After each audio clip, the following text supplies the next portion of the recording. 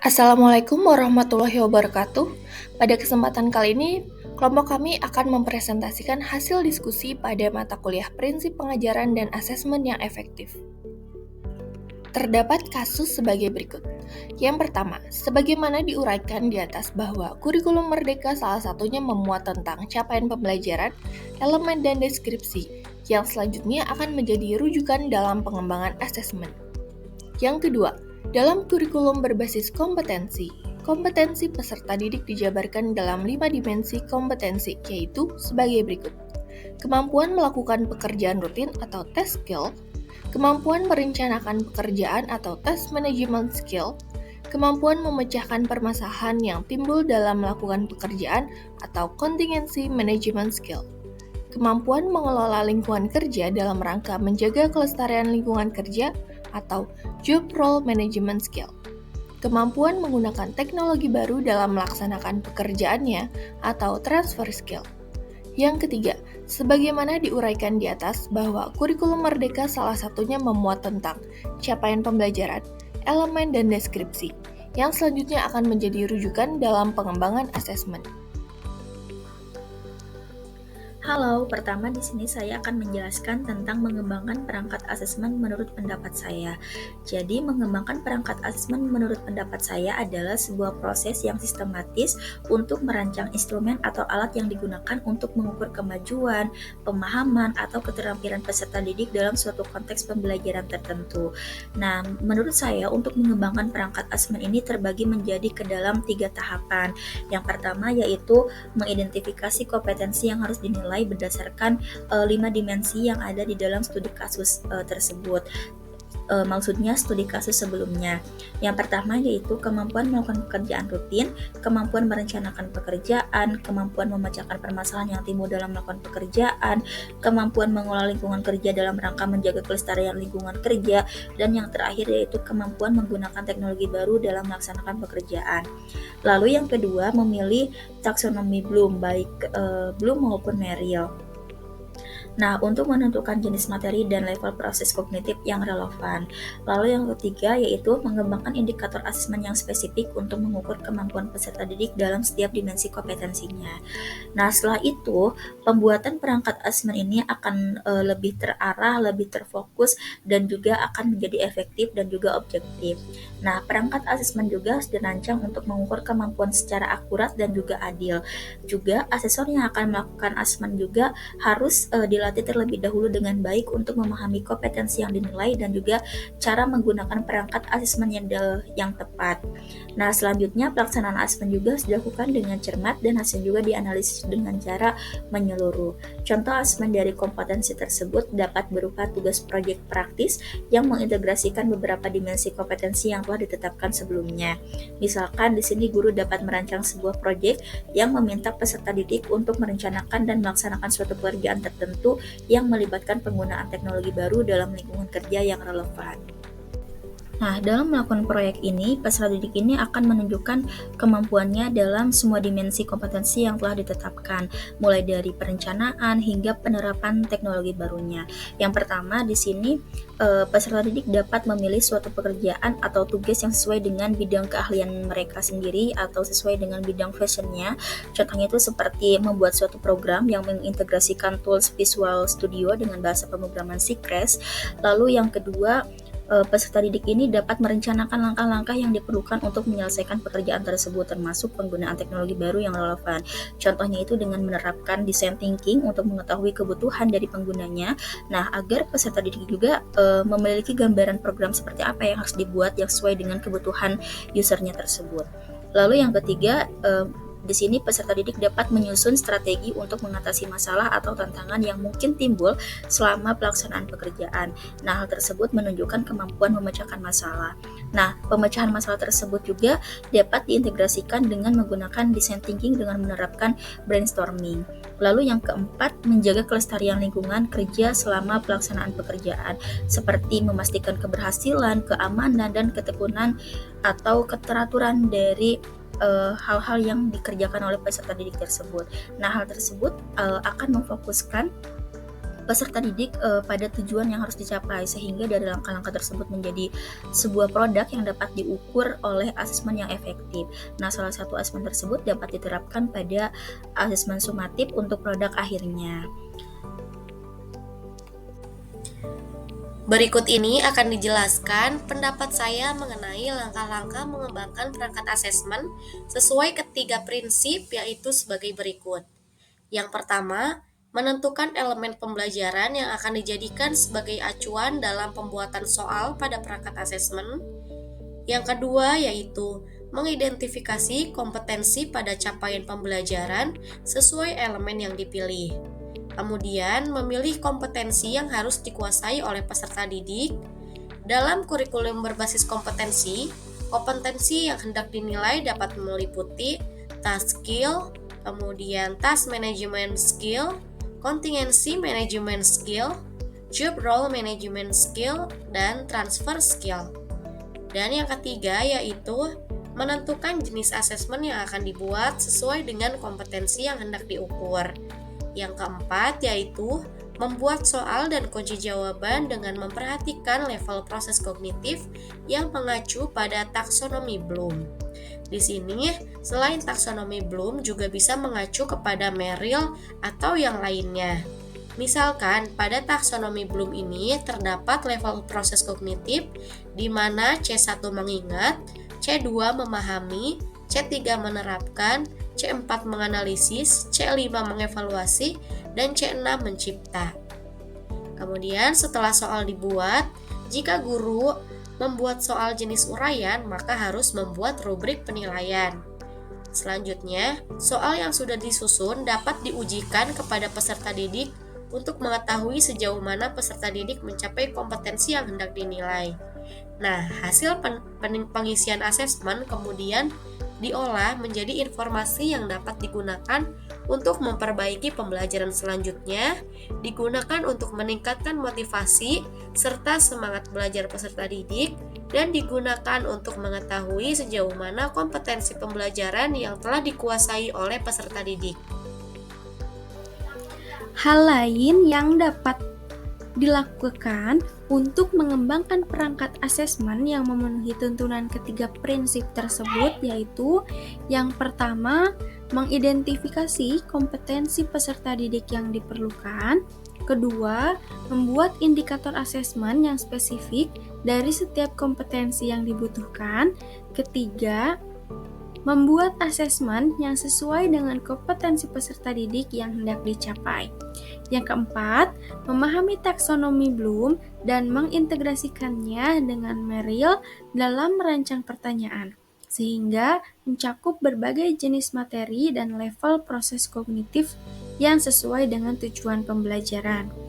Yang kelima, menyusun deskripsi tugas atau elemen yang mencerminkan situasi nyata di lapangan.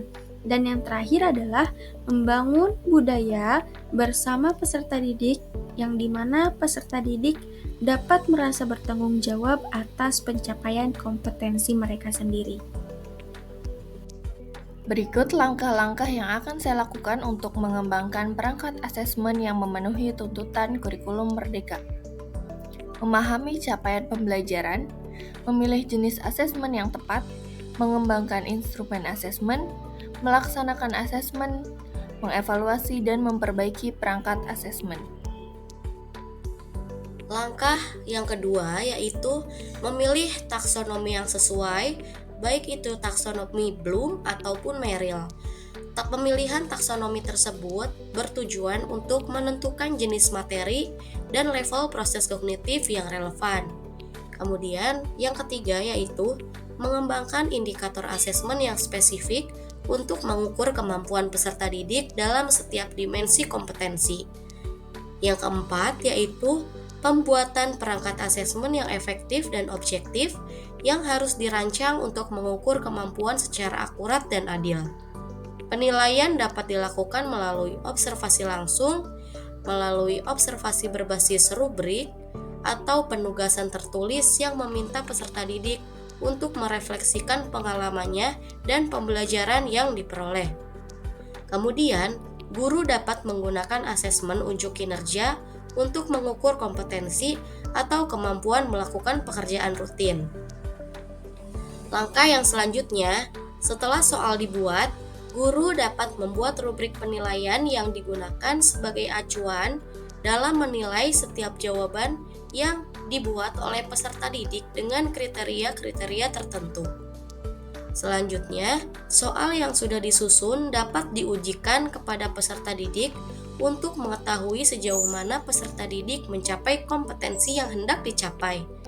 Dan langkah yang terakhir yaitu hasil pengisian asesmen kemudian diolah menjadi informasi yang dapat digunakan untuk memperbaiki pembelajaran selanjutnya, untuk meningkatkan motivasi serta semangat belajar peserta didik, dan digunakan untuk mengetahui sejauh mana kompetensi pembelajaran yang dikuasai oleh peserta didik. Berdasarkan kasus yang telah dijelaskan, untuk mengembangkan perangkat asesmen yang memenuhi tuntutan ketiga prinsip yaitu capaian pembelajaran, elemen, dan deskripsi dalam kurikulum Merdeka, serta berdasarkan 5 dimensi kompetensi yang dijabarkan, berikut adalah langkah-langkah yang dapat diambil. Yang pertama yaitu pemahaman kompetensi. Pertama, kita perlu memahami dan mendefinisikan kompetensi yang ingin diukur. Dalam konteks ini, kompetensi dibagi dalam 5 dimensi. Yang pertama yaitu kemampuan melakukan pekerjaan rutin, task skill, kemampuan merencanakan pekerjaan, task management skill. Yang ketiga, kemampuan memecahkan permasalahan yang timbul dalam melakukan pekerjaan, contingency management skill. Keempat, kemampuan mengelola lingkungan kerja dan langkah menjaga kelestarian lingkungan kerja, job role management skill. Dan yang terakhir yaitu kemampuan menggunakan teknologi baru dalam melaksanakan pekerjaan atau transfer skill. Langkah kedua yaitu pemilihan format asesmen. Dalam hal ini, pilihlah format asesmen yang sesuai dengan kompetensi yang ingin diuji. Misalnya kita menggunakan tes tulis, proyek praktikum, studi kasus, atau wawancara. Langkah ketiga yaitu penerapan taksonomi Bloom, Merrill, atau lainnya. Untuk mengembangkan materi pembelajaran yang efektif, kita dapat menggunakan taksonomi seperti Bloom, Merrill, dan lainnya. Taksonomi ini dapat membantu dalam merancang materi yang mencakup berbagai proses kognitif, dari pemahaman dasar hingga pemikiran kritis dan analitis. Keempat, pengembangan soal atau instrumen asesmen.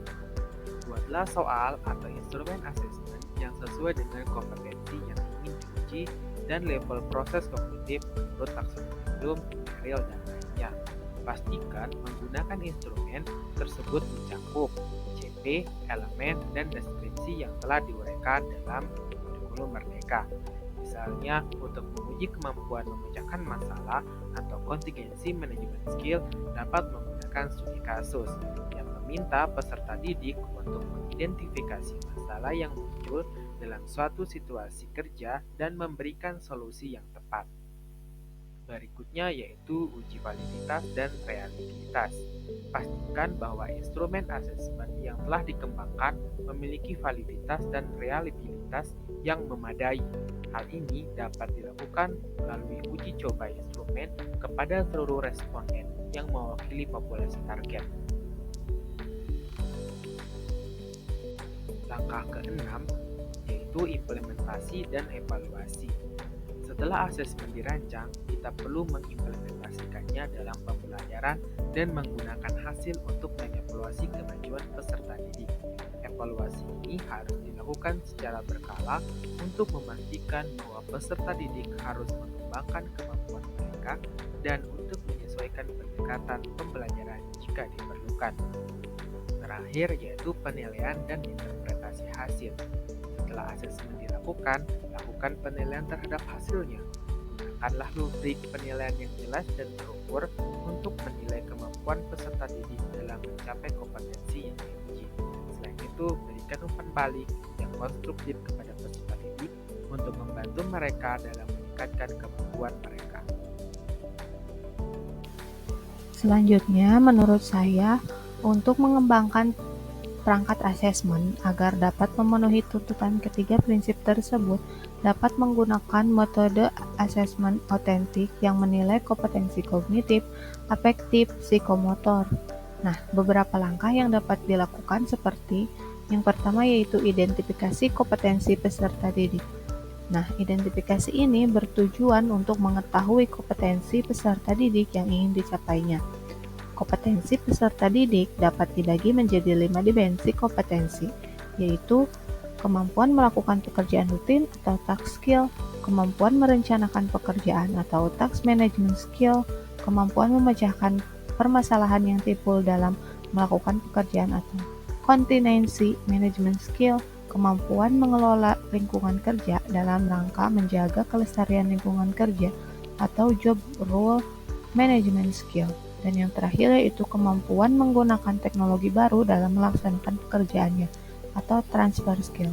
Nah, di sini guru harus memastikan dalam melaksanakan pekerjaannya, guru harus memastikan bahwa kompetensi yang dipilih relevan dengan konteks pembelajaran dan tujuan pembelajaran yang ditetapkan.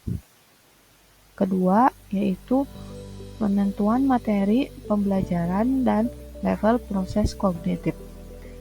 Identifikasi jenis materi pembelajaran yang akan dievaluasi, serta tentukan level proses kognitif yang sesuai dengan taksonomi Bloom, Merrill, atau taksonomi kognitif lainnya.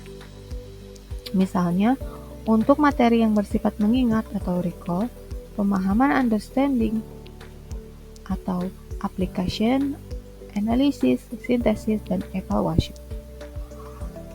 Nah, yang ketiga yaitu pengembangan asesmen otentik. Nah, di sini asesmen otentik itu merupakan metode penilaian yang mengukur kompetensi kognitif, afektif, dan psikomotor. Berikut ketiga prinsip yang ada dalam asesmen otentik. Yang pertama yaitu prinsip pertama yaitu asesmen otentik dapat mengukur berbagai keterampilan yang mencerminkan situasi dunia nyata. Nah, yang kedua, asesmen otentik dapat mengukur prinsip penilaian kompetensi kognitif, afektif, dan psikomotor karena asesmen otentik dapat mengukur tersebut dalam satu asesmen. Nah, yang prinsip ketiga yaitu asesmen otentik dapat mengukur berbagai keterampilan yang mencerminkan situasi di dunia nyata, di mana keterampilan-keterampilan tersebut digunakan. Selanjutnya, langkah selanjutnya yaitu pengujian dan pengembangan asesmen otentik. Setelah membangun asesmen otentik, dapat mengujinya dan mengembangkannya sesuai dengan kebutuhan kompetensi peserta didik. Hasil asesmen otentik dapat digunakan sebagai referensi atau perbandingan dalam pembelajaran selanjutnya. Nah, setelah menguji dan mengembangkannya, maka dapat mengumpulkan dan mengelola asesmen kognitif. Data asesmen otentik dapat dilihat sebagai informasi yang dapat digunakan untuk mengukur keterampilan peserta didik dalam 5 dimensi kompetensi tersebut. Selanjutnya, diskusi dengan kelompok. Setelah mengumpulkan dan mengelola data asesmen otentik, maka dilakukanlah diskusi dengan kelompok untuk membahas hasil asesmen otentik dan meningkatkan keterampilan peserta didik dalam 5 dimensi kompetensi tersebut. Langkah selanjutnya yaitu penilaian dan refleksi. Nah, penilaian ini nilai kompetensi peserta didik berdasarkan kriteria asesmen yang telah ditetapkan serta refleksi membantu peserta didik memahami area yang perlu diperbaiki dan merencanakan langkah-langkah untuk pengembangan profesional mereka. Ini harus mencakup penilaian terhadap kemampuan mereka dalam melakukan pekerjaan rutin, merencanakan pekerjaan, memecahkan permasalahan, mengelola lingkungan kerja, dan juga mengelola teknologi baru. Nah, berikan mereka umpan balik kepada peserta didik tentang hasil asesmen dan bagaimana mereka dapat terus mengembangkan kemampuan mereka. Selanjutnya yaitu pengembangan rencana tindak lanjut. Buatlah rencana tindak lanjut berdasarkan hasil asesmen untuk membantu peserta didik mencapai tujuan dan sasaran pembelajaran yang telah ditetapkan. Ini mencakup peningkatan dalam pembelajaran dan atau perbaikan dalam proses pembelajarannya.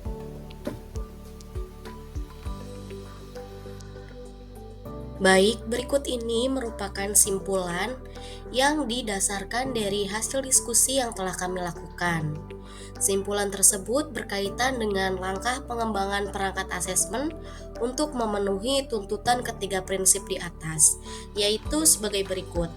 Langkah yang pertama yaitu mengidentifikasi kompetensi yang harus dinilai berdasarkan 5 dimensi kompetensi yang telah ditetapkan, yaitu kemampuan melakukan pekerjaan rutin, kemampuan merencanakan pekerjaan, kemampuan memecahkan permasalahan yang timbul dalam melakukan pekerjaan, kemampuan mengelola lingkungan kerja dalam rangka menjaga kelestarian lingkungan kerja, dan kemampuan menggunakan teknologi baru dalam melaksanakan pekerjaannya. Terima kasih, sekian presentasi dari kami. Wassalamualaikum warahmatullahi wabarakatuh.